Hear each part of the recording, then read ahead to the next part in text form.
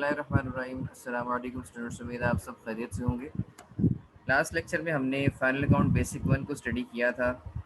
आपको पता है कि एक बिजनेसमैन जो है वो फाइनल अकाउंट्स क्यों प्रिपेयर करता है? अगर वो जानना चाहता है कि ख़ास पीरियड में उसको कितना प्रॉफिट हुआ है, कितना लॉस हुआ है, या फिर अगर वो ये देखना चाहता है कि उसके बिज़नेस की जो फाइनेंशियल पोजीशन है, यानी उसके पास कितने एसेट्स हैं, कितनी लायबिलिटीज़ हैं, इन चीज़ों को जानने के लिए वो फाइनल अकाउंट्स को प्रिपेयर करता है, जिसमें trading and profit loss prepare किया जाता है, जो कि हमें नेट प्रॉफिट या नेट लॉस के बारे में बताता है। और बैलेंस शीट प्रिपेयर की जाती है एक साल के एंड पे, एक पर्टिकुलर डेट पे, पीरियड के एंड पे, जो कि हमें एसेट्स और लायबिलिटीज़ का स्टेटस देती है। अच्छा, फाइनल अकाउंट्स जो है, अगर हम डायरेक्टली स्ट्रेटली जो ट्रायल बैलेंस की वैल्यूज़ को लेकर अगर बनाएं, तो फिर उसमें कुछ चीज़ें अगर मिसिंग होती हैं ट्रायल बैलेंस में, जैसा कि कुछ चीज़ें डिस्क्लोज नहीं होती ट्रायल बैलेंस में।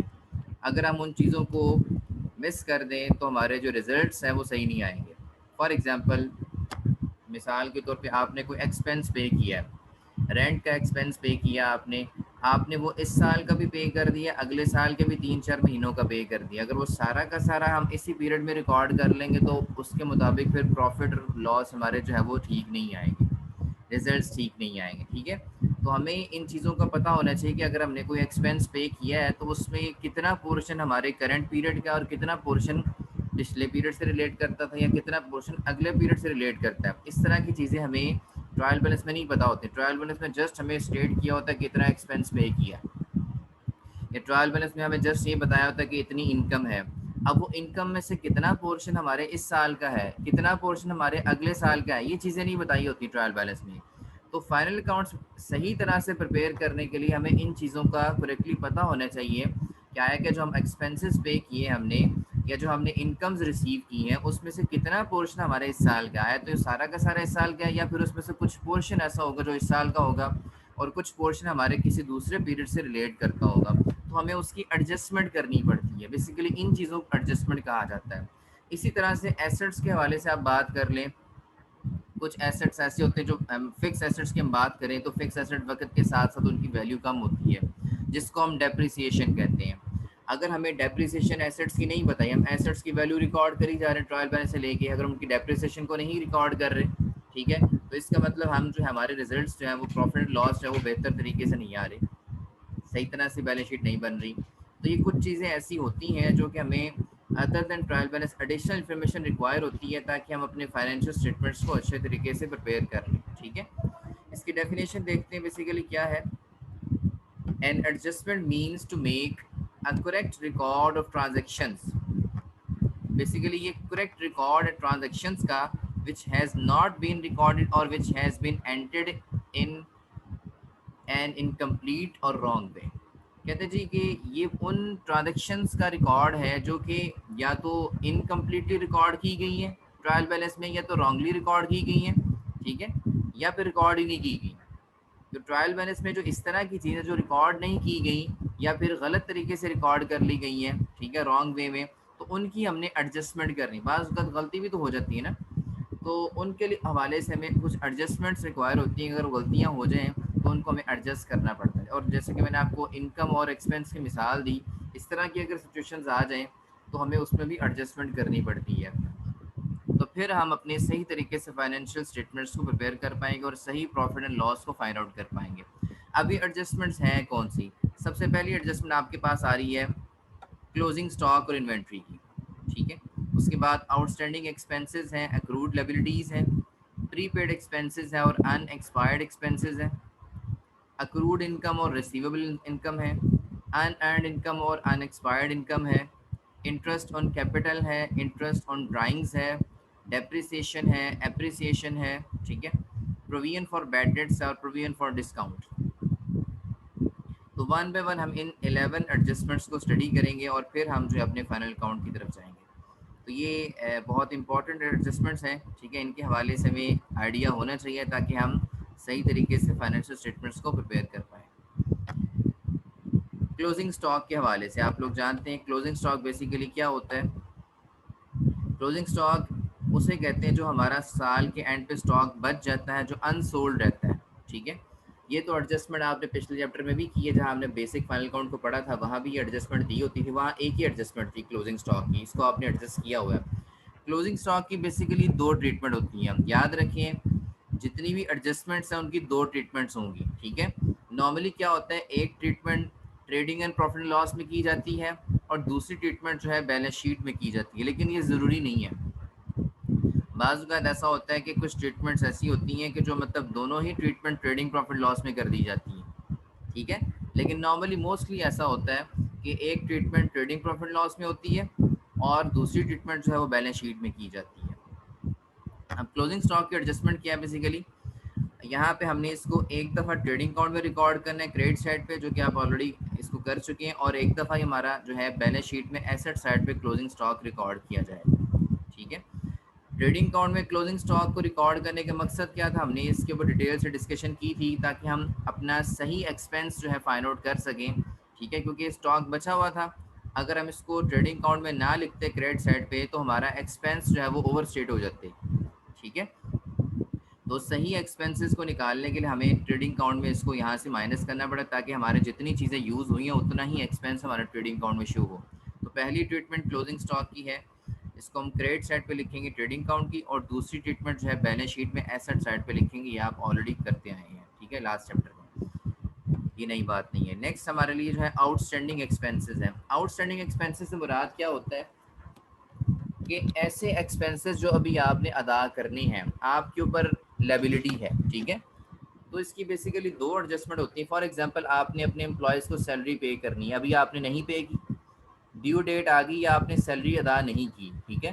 तो ये आप जब तक आप इसको अदा नहीं करेंगे इस एक्सपेंस को, ये आपके ऊपर एक लायबिलिटी रहेगी। इसी तरह से अब सैलरी की जगह रेंट भी हो सकता है, इसकी जगह इंटरेस्ट भी हो सकता है, ठीक है, टैक्स भी हो सकता है, यानी कि कोई भी एक्सपेंस अगर आपने अदा नहीं किया ड्यू डेट में, वो आपके लिए लायबिलिटी बन जाएगी। अब इसके लिए हमारे पास जो एंट्री है वो क्या होती है, हम सैलरीज अकाउंट डेबिट करते हैं, एक्सपेंस भी रिकॉर्ड करते हैं, और आउटस्टैंडिंग सैलरीज या फिर सैलरीज पेबल को हम क्रेडिट करते हैं, यानी कि हम डेबिट करते हैं सैलरीज एक्सपेंस को और क्रेडिट करते हैं सैलरीज पेबल को। हम यहाँ आउटस्टैंडिंग सैलरीज भी लिख सकते हैं, और सैलरीज पेबल नॉर्मली जो है वो ज़्यादा जो चलता है वो सैलरीज पेबल का अकाउंट चलता है, सैलरीज पेबल यानी कि expense debit expense payable credit, इसकी जनरल फॉर्म है। तो एक इसकी भी दो ट्रीटमेंट्स हैं, इसको एक्सपेंस भी बनाया जाएगा और इसको लायबिलिटी भी बनाई जाएगी, यानी कि इसको एक दफ़ा हम अपने प्रॉफिट एंड लॉस में लिखेंगे एक्सपेंस बना के, क्योंकि अभी हमने अदा नहीं की, और दूसरा हम इसको अपनी लायबिलिटी भी बनाएंगे, यानी कि अपनी लायबिलिटी साइड पे इसको सैलरीज पेबल को लिखेंगे एडजस्टिंग एंट्री, फिर दो तरह से इसकी एडजस्टमेंट हो जाएगी, तो ये हमारी एंट्री जो एडजस्ट हो जाएगी। ये आप देख सकते हैं, एक दफ़ा प्रॉफिट एंड लॉस में इसको सैलरीज में ऐड किया जाएगा, कोई भी एक्सपेंस हो, सैलरी नहीं, सैलरी हो, रेंट हो, इंटरेस्ट हो, ठीक है, कोई भी एक्सपेंस अगर आपका अदा करने वाला है उसके साथ यही ट्रीटमेंट होगी। एक दफ़ा उसको अब वो देखना है एक्सपेंस ट्रेडिंग का एक्सपेंस है या वो एक्सपेंस जो है वो प्रॉफिट एंड लॉस का एक्सपेंस है। ट्रेडिंग का expense for example carriage inward है, फॉर एग्जांपल फॉर वेजेस हैं, वो ट्रेडिंग का एक्सपेंस है, वो ट्रेडिंग में ऐड किए जाएंगे, ठीक है, अगर अदा करने वाली बाकी हैं।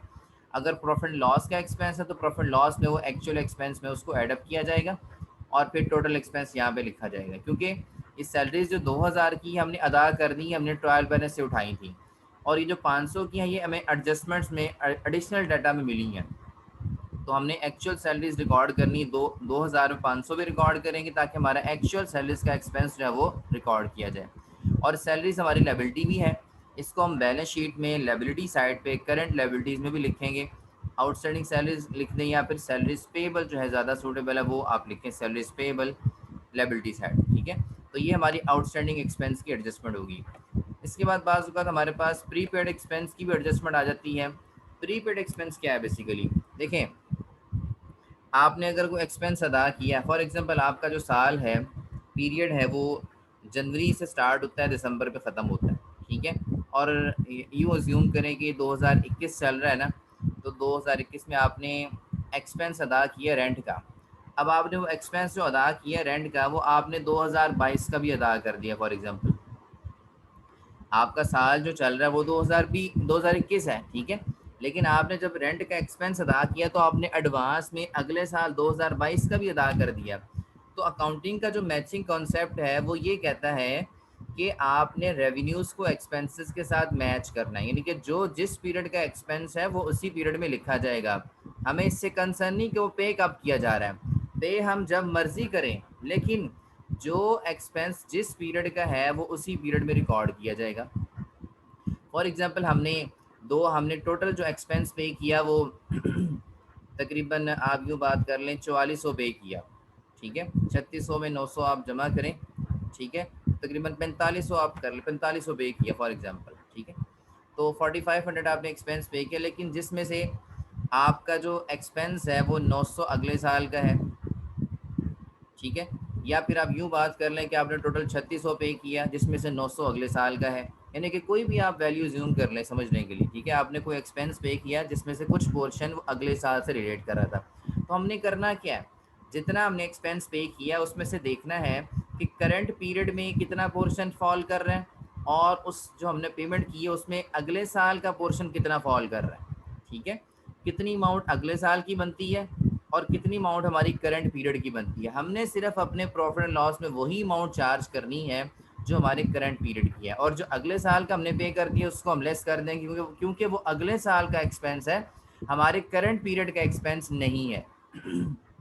मिसाल के तौर पर यहाँ पे अगर इस एग्जांपल को लें, इसने क्या किया जी, रेंट जो पे किया वो 3600 का पे किया, ठीक है, लेकिन हमें एडिशनल डाटा किसी ने बता दिया कि भाई 3600 के एक्सपेंस में 3600 के एक्सपेंस में 900 तो आपने अगले पीरियड का पे कर दिया, लिहाजा हम सही काउंटिंग सही प्रॉफिट कैलकुलेट करने के लिए हम क्या करेंगे, जो हमने अगले पीरियड का 900 पे किया उसको हम 3600 में से माइनस कर देंगे प्रॉफिट एंड लॉस में, ठीक है, ताकि हमारे पास सिर्फ वही एक्सपेंस आ जाए जो हमारे इस पीरियड का करंट पीरियड का। डेबिट साइड पे जाके प्रॉफिट एंड लॉस में हम 3600 में से 900 अगले साल वाला माइनस कर देंगे, ताकि हमारे पास सिर्फ इस साल का जो एक्सपेंस बनता है ना रेंट का 2700 वो आ जाए। पहली ट्रीटमेंट तो इसकी ये होगी, ठीक है। दूसरी ट्रीटमेंट जो है, आपने चूंकि प्रीपेड एक्सपेंस है, आपने पहले पे कर दिया, यानी कि आपने 900 रुपया पे कर दिया है, लेकिन अभी इसके अगेंस्ट सर्विसेज नहीं ली, ठीक है। अगले साल का आपने रेंट पे कर दिया है, लेकिन अभी आपने इसके अगेंस्ट फ़ायदा नहीं उठाया। अगला साल जब आएगा फिर आप इस 900 के अगेंस्ट सर्विसेज हासिल करेंगे, फिर ये एक्सपेंस आउट होगा। फॉर एग्जांपल मिसाल लेते हैं, जैसे कि आप मोबाइल फ़ोन पे जो है वो लोड करवाते हैं, ठीक है, तो जब तक आप उस लोड का इस्तेमाल नहीं करते, उस बैलेंस का इस्तेमाल नहीं करते, वो आपके लिए एक एसेट होता है, और जब आप कॉल्स करते हैं, जैसे जैसे उस बैलेंस में कमी आती है वो एक्सपेंस आउट होता जाता है।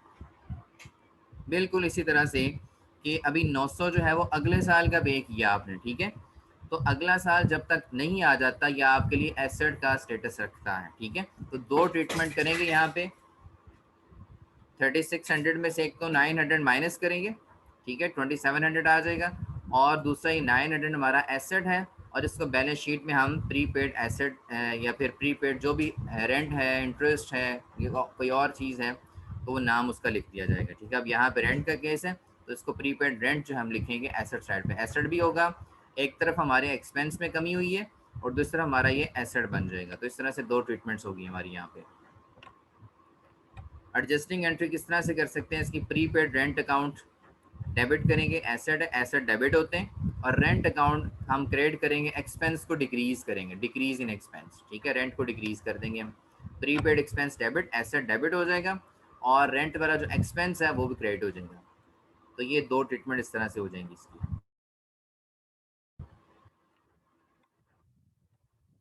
अच्छा, इसमें एक और बात, अब जब अगला साल आएगा ना, हमारा अगला साल जब आएगा तो फिर हम इस 900 को इस्तेमाल कर लेंगे।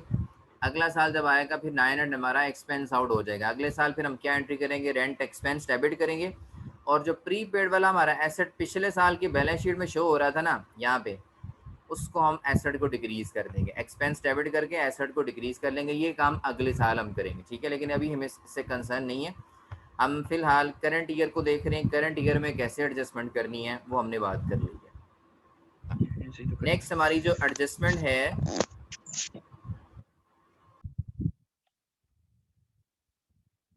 नेक्स्ट हमारी जो इसमें एडजस्टमेंट है अक्रूड इनकम की है। अब अक्रूड इनकम बेसिकली क्या होती है, ऐसी इनकम है कि जो कि आपने अभी रिसीव करनी है, की नहीं है, अभी आपने रिसीव उसको करना है। फॉर एग्जांपल आप आपने इंटरेस्ट रिसीव करना था, ठीक है, कुछ इंटरेस्ट रिसीव कर लिया और कुछ इंटरेस्ट अभी आपने रिसीव नहीं किया, ड्यू डेट आ गई है, अगले बंदे ने आपको इंटरेस्ट नहीं दिया, या बैंक से आपको इंटरेस्ट नहीं मिला, या कंपनी से आपको जहाँ पे आपने बॉन्ड्स या डिबेंचर्स खरीदे हैं वहाँ पे आपने इन्वेस्टमेंट की हुई है, वहाँ से आपको इंटरेस्ट नहीं मिला, ठीक है। तो बेसिकली अगर हमें इस साल ड्यू डेट थी उसकी, तो इसका मतलब वो इसी साल की इनकम है। अब नहीं मिली वो अलग बात है, ठीक है। जब हम ये एडजस्टमेंट्स कर रहे होंगे ना, तो आपने एक बात अपने जहन में रखनी है कि हमें पेमेंट से और रिसीविंग से गर्ज नहीं है कि हम पेमेंट कब कर रहे हैं, ठीक है, हम रिसीविंग कब कर रहे हैं, इससे हमें गर्ज नहीं है।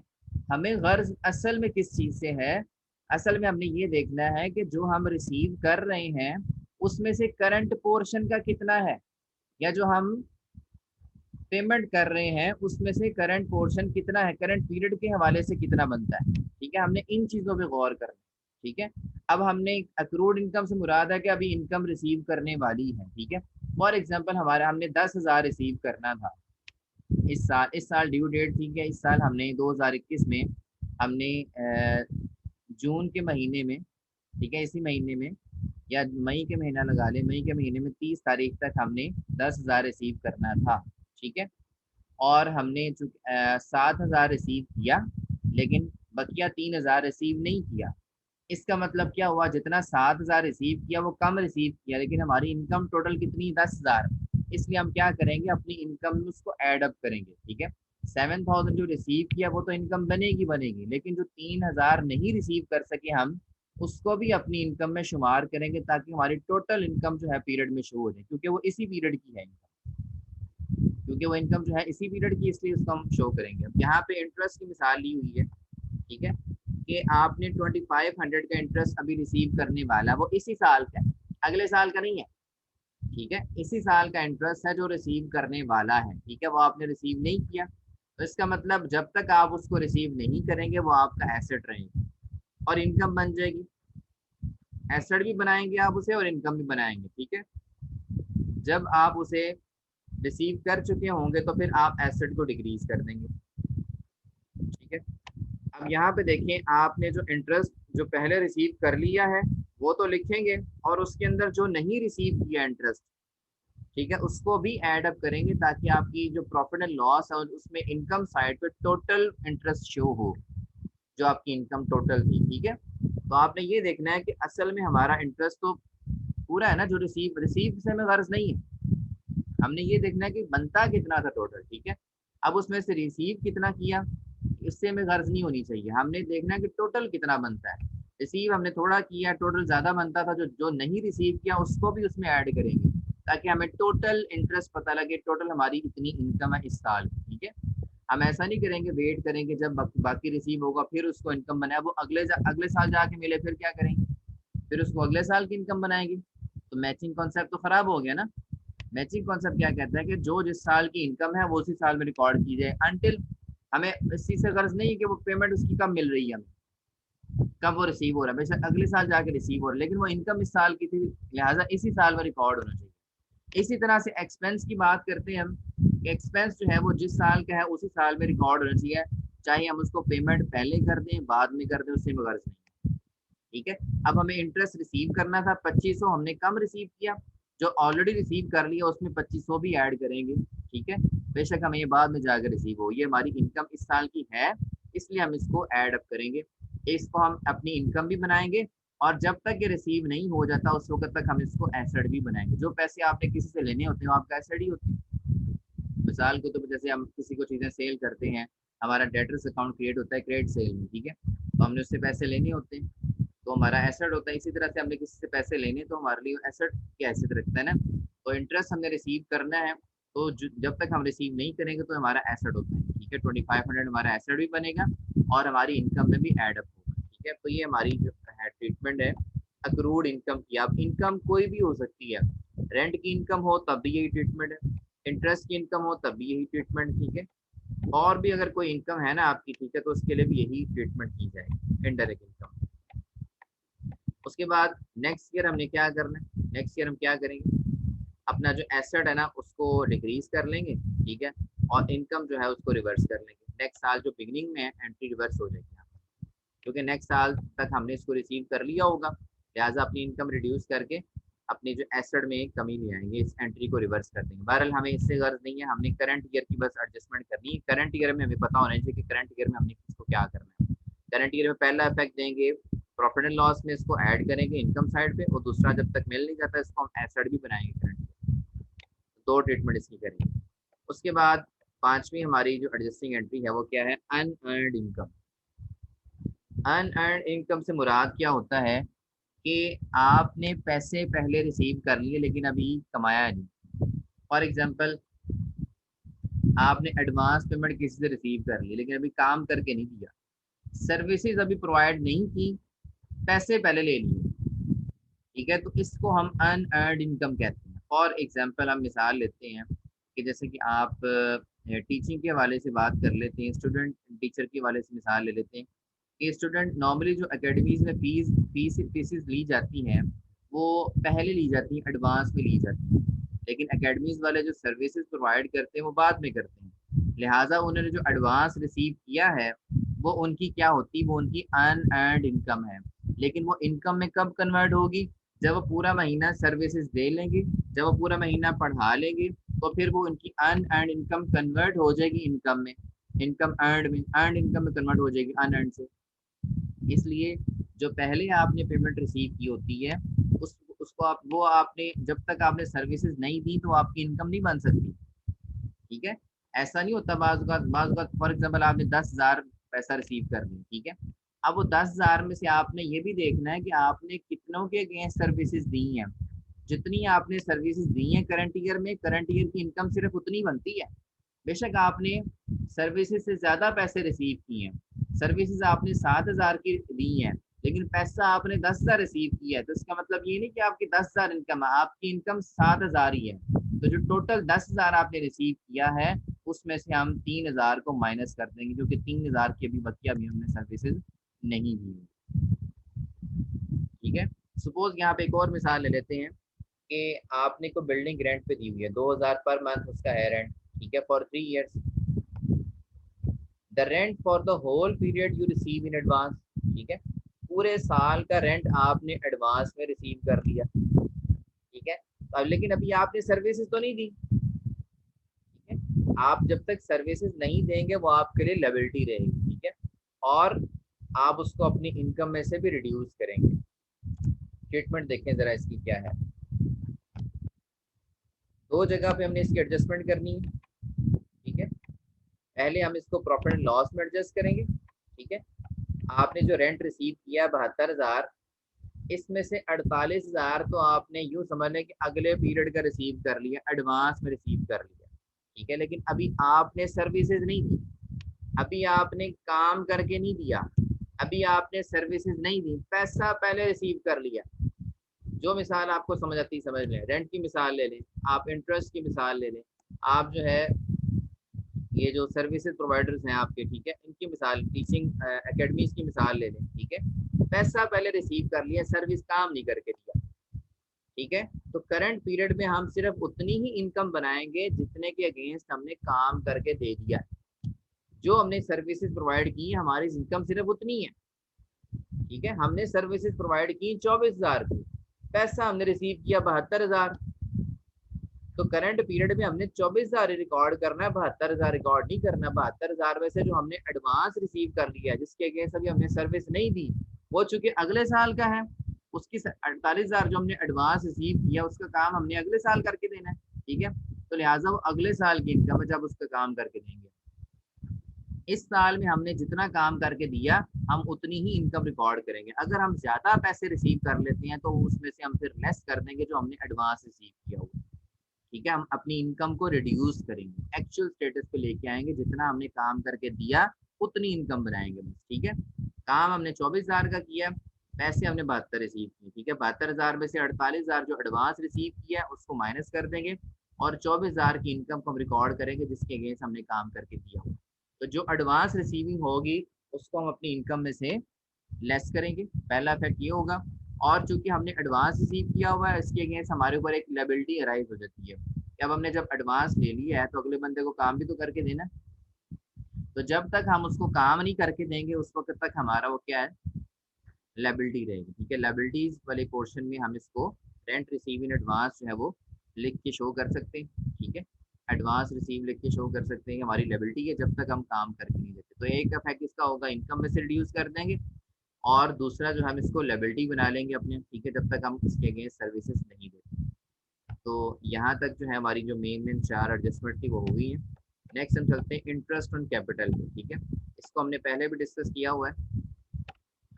मिसाल के तौर पर जैसे मैंने आपको बताया था, एक अगर बंदा इन्वेस्ट करना चाहता है कहीं पे, ठीक है, वो बैंक की बजाय अपने बिजनेस में पैसा लगा देता है। अगर वो बैंक में पैसा लगाता तो बैंक वाले उसको इंटरेस्ट देते, ठीक है ना।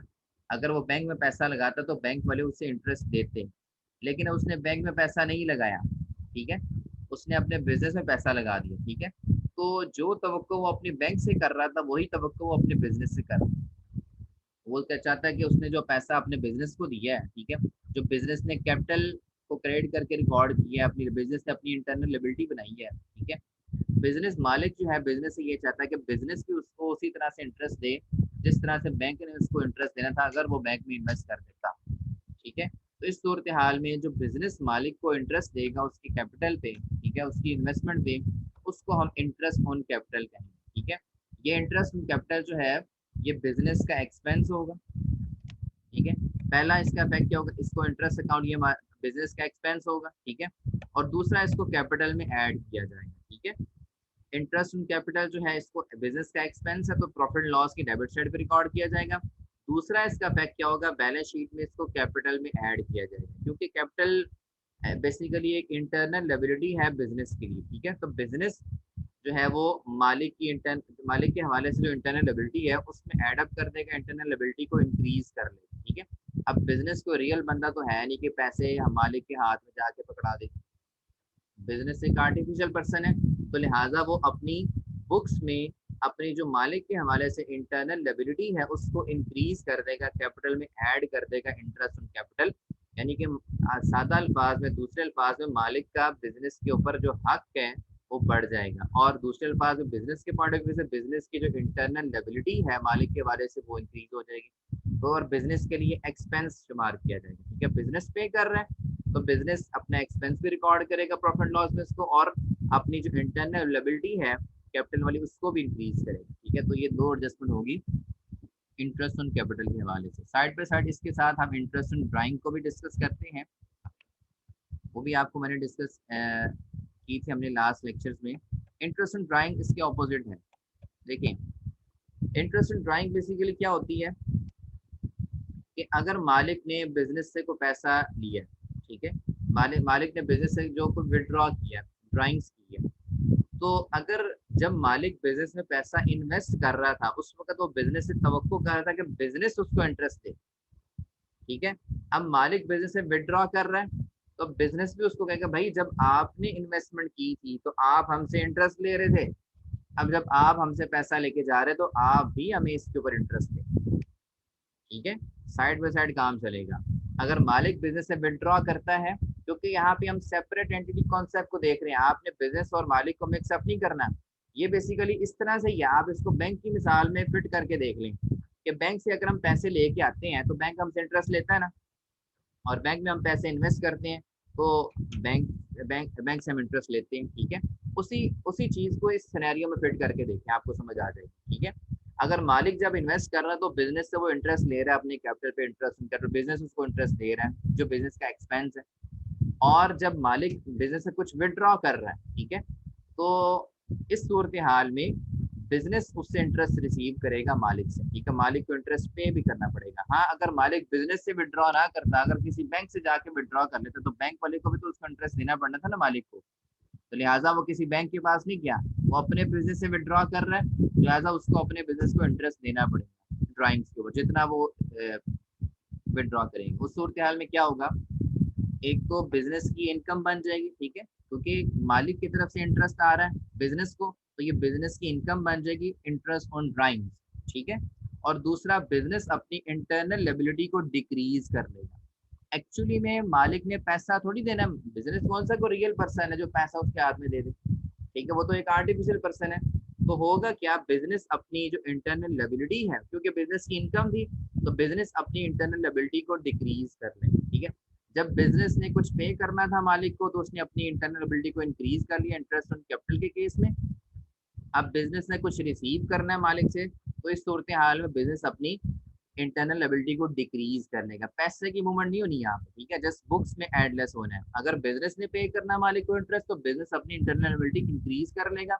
अगर बिजनेस ने रिसीव करना है मालिक से, तो बिजनेस अपनी इंटरनल लायबिलिटी कैपिटल वाली डिक्रीज कर लेगा। इस सूरत हाल में दो एडजस्टमेंट होंगी, एक तो इंटरेस्ट इन ड्राइंग्स इनकम बन जाएगी बिजनेस की, और दूसरा इसको अपने लायबिलिटी साइड पे कैपिटल में इसको लेस कर दिया जाएगा, बिजनेस अपनी इंटरनल लायबिलिटी डिक्रीज कर लेगा। ठीक है जी। उसके बाद आठवीं एडजस्टमेंट हमारे पास है डेप्रिसिएशन की। डेप्रिसिएशन बेसिकली क्या होती है कि एसेट वक्त के साथ साथ उसकी वैल्यू में कमी आती है। फॉर एग्जांपल फर्नीचर है, मशीनरी है, आपकी बिल्डिंग है, लैंड को छोड़ के, लैंड एक वाहिद एसेट है जिसके ऊपर डेप्रिसिएशन नहीं होती। ठीक है, फाइनाइट एसेट। तो बाकी सारे जितने भी एसेट्स हैं उनकी वैल्यू में कमी आती है। उस कमी को हम वक्त के साथ साथ एसेट की वैल्यू में कमी आ जाती है, उस कमी को हम डेप्रिसिएशन कहते हैं। और फिक्स एसेट की हम बात कर रहे हैं। ठीक है, बिल्डिंग हो गया, मशीन प्लांट एंड मशीनरी होगी, फर्नीचर एंड फिक्सर्स हो गए। ठीक है, इनकी वैल्यू में कमी जो है वो डेप्रिसिएशन कहलाती है। अब जब इनकी वैल्यू में कमी होगी, डेप्रिसिएशन होगी, तो लिहाजा ये बिजनेस के एसेट्स हैं। बिजनेस के एसेट्स की वैल्यू में कमी होगी तो ये बिजनेस के लिए एक एक्सपेंस है। एसेट की वैल्यू की जो कमी है, डेप्रिसिएशन, ये बिजनेस के लिए एक्सपेंस है। एक्सपेंस हो रहा है, बिजनेस को खर्चा हो रहा है, तो ये इस एक्सपेंस को प्रॉफिट एंड लॉस में रिकॉर्ड किया जाएगा। ठीक है, एक इफेक्ट इसका होगा प्रॉफिट एंड लॉस में डेप्रिसिएशन को रिकॉर्ड किया जाएगा। दूसरा इफेक्ट इसका बैलेंस शीट में होगा, एसेट की वैल्यू में से इसको कम किया जाएगा और एसेट की जो बकिया वैल्यू उसको लिखा जाएगा। ठीक है, एसेट की वैल्यू को नेट करके हम यहाँ पे लिखेंगे आउटर वाले कॉलम में। ठीक है, एसेट्स में एसेट्स की जितनी वैल्यू थी, जितने पे हमने इसको खरीदा, उसमें से जितनी उसकी डेप्रिसिएशन माइनस कर दी हमने, उसको माइनस करने के बाद फिर हमने उसको लिखना। डेप्रिसिएशन रिकॉर्ड करने के डिफरेंट मेथड्स हैं, उन पर हम नहीं जाएंगे। फिर हाल हम इसी कॉन्सेप्ट को स्टडी करेंगे। हमारे पास दो ट्रीटमेंट्स है, एक एक्सपेंस बनेगा और एक एसेट की वैल्यू में से उसको कम कर दिया जाएगा। तो यहाँ तक अगर किसी बात की समझ नहीं है तो आप लोग डिस्कस कर सकते हैं।